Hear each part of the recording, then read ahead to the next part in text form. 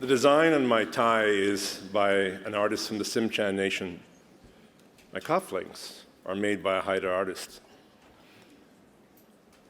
I don't reside in BC, but I'm here an awfully lot because of the leadership of the series and the foundation.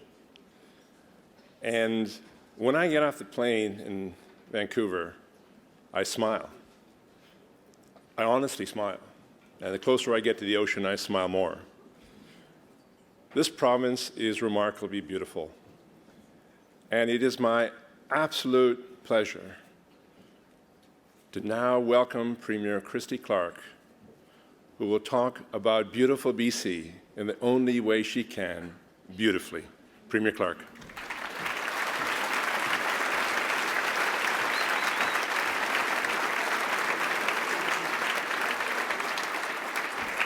Thanks, everybody. I'm delighted to be here. Welcome to the rainforest, or just the rain.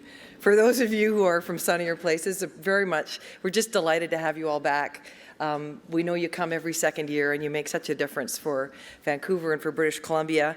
Thank you, Prime Minister Trudeau, for bringing premiers together today and the next couple of days where we'll really tackle some of the issues with climate. To my fellow colleagues, the First Ministers, thank you for joining us. Mayor Robertson and federal cabinet ministers, thank you. I'm really delighted that you're all here. And I won't begin without offering a special thank you as well to the Tsleil-Waututh, the Squamish, and the Musqueam First Nations for welcoming us so warmly onto their traditional territory.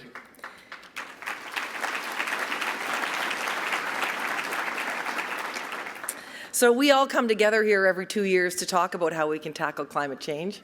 And I feel like we are at a unique moment in our history where we have a chance not just to try and tackle it, but to try and really beat it.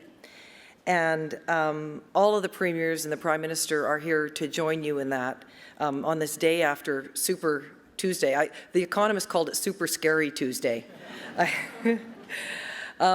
Because what we want to talk about at Globe and what you've always focused on is how do we grow our economies in the right way for the country? How do we put, and for the world, how do we put the right policies in place that are going to make a difference?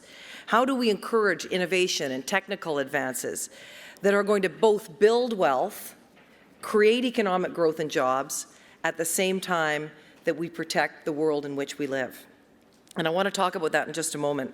But let me be a little bit of a homer here and say that I don't think that there is any place better than British Columbia where we can talk about tackling the world's greatest challenge.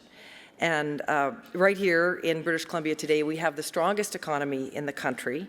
We have the highest, and at the same time, we have the highest, most broadly applied carbon tax in North America. It's $30 a ton. It covers 80% of our economy. We have defied the skeptics who said it was going to wreck jobs and slow the economy because we've continued to grow. And that's been because what we've done is we've made our tax absolutely revenue neutral.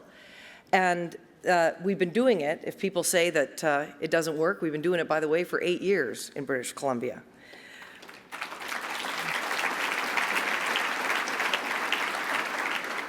And I want to give you an example of, because we talk a lot in British Columbia about getting to yes. How do we find ways, set out a path, rather than trying to figure out how we can always say no to everything, to try and figure out how we can create a path to get to yes, one that respects the rights and needs of First Nations peoples, one that ensures we're protecting our environment, one that creates jobs, one that creates benefits to creating a fairer society in our province. And as we do that, one of the things that I've learned is you can't be afraid.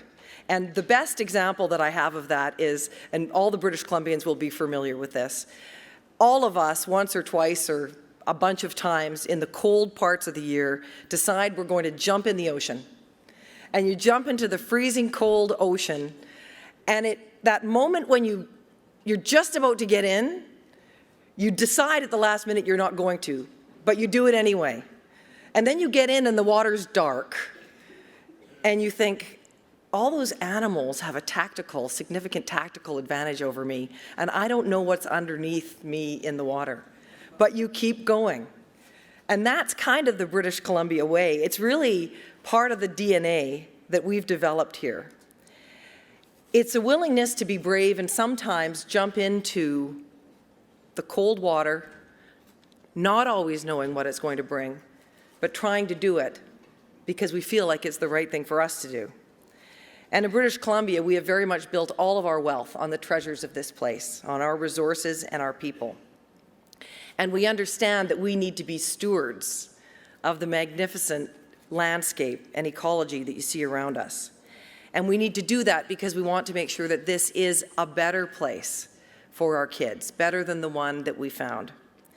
And so yesterday, we introduced legislation to protect the world's largest intact temperate rainforest, the Great Bear Rainforest, the only one of its kind left on the globe.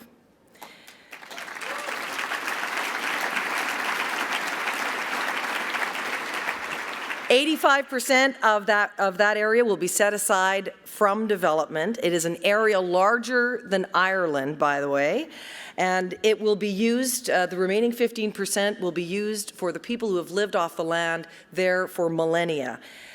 They will be, that will be reserved for their economic development opportunities so that First Nations in those communities will have a chance to benefit.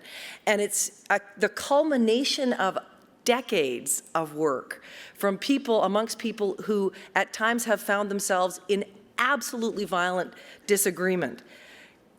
Environmental organizations, First Nations, industry, government. But over 10 years, we worked through in a spirit of trying to get to yes, recognizing how important it was that we get there. And that patience and that focus helped us get to this landmark agreement for the country and for the world. And we did it because it's the right thing to do. But we also did it because we know that in British Columbia, it's also very good business. It's what we're known for around the world. And I would like to argue that this balance between good business and doing the right thing for the environment is really part of British Columbia's core advantage. If you buy what British Columbia sells, whether it's steak, whether it's cherries, whether it's apples, whether it's natural gas, whether it's metallurgical coal, whether it's LNG, you know it will be produced in the cleanest possible way of any of those kinds of products you can find anywhere in the world. And when we went to Paris together, we all took away some lessons, and I want to tell you one of the lessons that I took away. It's that the world, including our largest and most important trading partners, the United States, China, India, Japan, South Korea, all are working hard to try and get off their addiction to carbon. And my job is to make sure, of course, that we're creating jobs and economic growth in British Columbia. I know that that's the most important thing that people are looking for from leaders in Canada today. But I also want to make sure that those opportunities aren't short-term. I want to make sure that those are opportunities that exist for people in 25 and 50 and 100 years. And so here we are at this unique moment where China and India are lifting millions of people out of poverty. 200 million people lifted out of poverty in the last 3 years. And we have the chance in the Western world and in Canada to help them get off dirty fuels, to help them get off coal. We can be the ones that provide them with the alternatives for renewables, for technology, energy innovation, clean liquefied natural gas, alternatives that will help them ensure that as they grow and become more wealthy, they do it in a better way than we did, as our economies have grown over the last several centuries. But I also know we have to get it right here at home. We have the first, and I think, to my knowledge, the only carbon neutral government anywhere in North America, and we've had that for the last 5 years. We have our experience over the last 8 years with our revenue neutral carbon tax at $30 a ton. That has allowed us to reduce our emissions faster than anywhere else in the country at the same time that our population and our economy has grown. But finally, in this last year, our emissions have started to creep up again.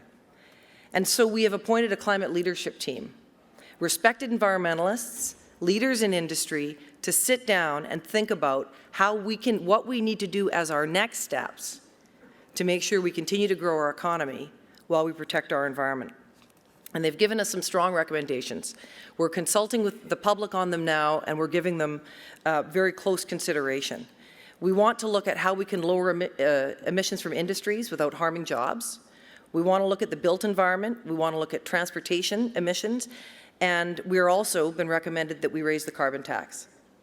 So I want to talk to you about the carbon tax for just a second, because I believe that there will always be upward pressure. Even when you're the biggest carbon tax in North America, there will still be pressure to grow it. And it is a necessary part of our debate as we talk about what we want to do to manage environmental, to try and fight climate change.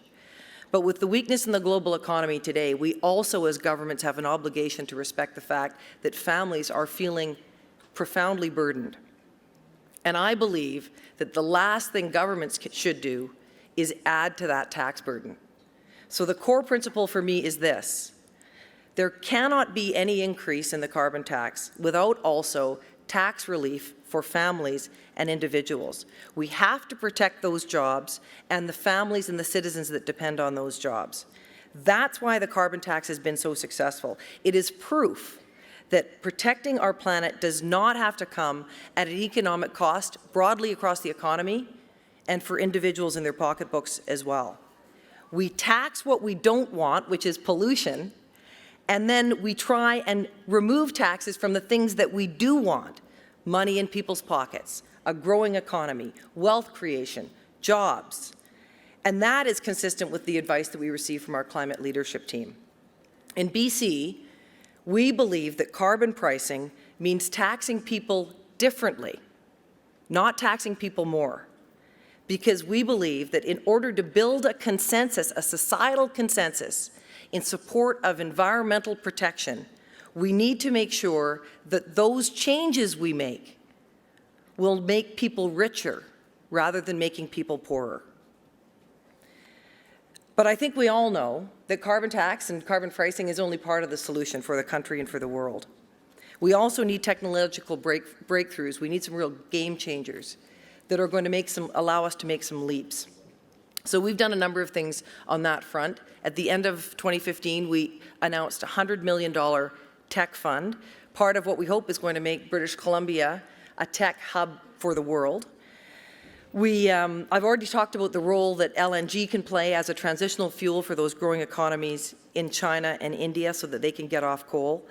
And so we have set, though, we want to make sure that the LNG that we send overseas is indeed the cleanest in the world. So we've set the benchmark for the cleanest facilities comparatively all around the globe. And we are looking at upstream emissions as well, looking at carbon dioxide, looking at methane. We're moving on electrification, particularly in the upstream, so that we can reduce carbon dioxide emissions. And we're going to have, we already have, the most stringent regulations in the country on venting and flaring. And so today, I want you to know that we're also working with industry on reaching out to our neighbours across the Rockies in Alberta to align our policies on reducing methane emissions and making sure that we are as coordinated as possible with the best environmental regulations in the west of Canada together. Now in Paris, British Columbia became the 14th jurisdiction to join the International Zero Emission Vehicle Alliance. As you know, that's pledging to make sure that all passenger vehicles are emissions-free by 2050. BC already has the largest public charging network in Canada. We have the second highest electric car adoption in the country as well. And we've invested $31 million in subsidies so that buyers can afford low-emission vehicles, electric or hydrogen fuel cell. That is money that's come from our Clean Energy Fund, and we're going to be adding another $7 million to that because we now need more charging and refilling stations. We need more price incentives, and we need a new program to encourage fleet operators to go green as well. And we are targeting that fund now to support people who are buying electric vehicles under $77,000, because it's my view that they're the ones that need the help the most. And this should put about 50% more electric and hydrogen cell vehicles on the road in our province, and it will help us reduce greenhouse gas emissions by about 250,000 tons over the next 15 years. And we also want to start giving HOV, we want to give electric vehicle drivers the green light to go in the HOV lane. So no matter how many people you have in your car, even if it's just one, you are going to now be in British Columbia, be allowed to drive in the high occupancy vehicle lanes.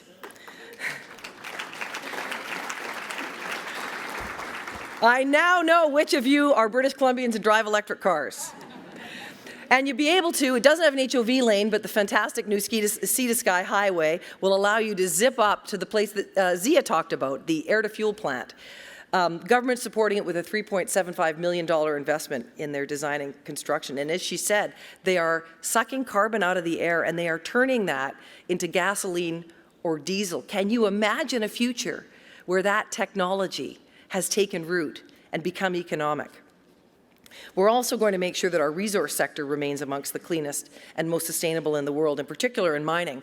A company called Saltworks is in Vancouver. We're supporting them to help them clean the contaminated mining water of nitrates, of calcium sulfate, so that we can again lead the world. And that if you're using British Columbia products, whether it's copper or gold, if it comes from a mine in British Columbia, you know it's the cleanest product you can get anywhere in the world. So last, let me say this. Carbon pricing is a very effective way, and we've learned that in British Columbia, to change the way people live. It's a pure price signal here in our province that affects the way people make their choices, and we've seen that over 8 years. The empirical evidence is indisputable. But we also know that we have to do a lot more in innovation and more investment in technology. We must address our built environment. We must invest in alternatives to cars, in rapid transit and low emissions vehicles. And we must do all of this not just because it's good business. We should do it because it's the right thing to do. Technology, resources, jobs, economic growth, all of those things I think of as ways that we imagine who we want to be, what we want to become. But I think that we have to do that, all of those things, in a way that respects who we are. The Great Bear Rainforest, 7% of the landmass of British Columbia. It has been set aside for those ancient trees, for those endangered frogs, for those millennia-old cultures and communities, for those unique white bears that exist nowhere else in the world. We have set that aside because it's who we are. And in all of the change around us, in all of the things that we want to do, all the growth we want to see happen, all the things we want to become, I think the most important thing is we should never, ever forget that in Canada, in British Columbia, this is who we are. Thank you.